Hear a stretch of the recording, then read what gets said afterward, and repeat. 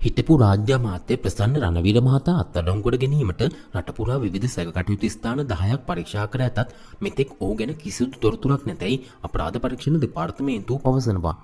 මාවර මණ්ඩිය, කිරුබත්ගොඩ, කිරිල්ලවල, මේගමුව, ගම්පහ, කැලණිය, වත්තල ඇතුළු ප්‍රදේශ 10ක් මෙලෙස හදිසි වටලා සෝදිසි කර ඇති බව එම දෙපාර්තමේන්තුව ආරංචි මාර්ග සඳහන් කරයි. ප්‍රසන්න රණවීර මහතා සෙවීම සඳහා විවිධ විස්ගැන්වූ බුද්ධියංශ කණ්ඩායම් කිහිපයක්ද ප්‍රදේශ කිහිපයකට යොමු කර ඇති බව පොලිසිය පවසනවා.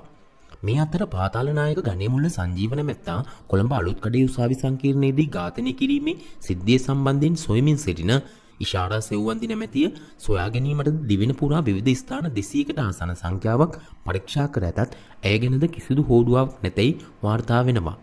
එම දෙදෙනාම අත්අඩංගුවට ගැනීමට පරීක්ෂණ දිගටම කරගෙන යන බවද සඳහන් වේ. ප්‍රසන්න රණවීර මහතා අත්අඩංගුවට ගැනීමට අපරාධ පරීක්ෂණ දෙපාර්තමේන්තුවේ කණ්ඩායමක් ඔහුගේ කැලණියේ නිවසට ඉකුත් මාර්තු 6 වෙනිදා ගිය අවස්ථාවේදී ඔහු නිවසින් පලා ගොස් සිටියේය.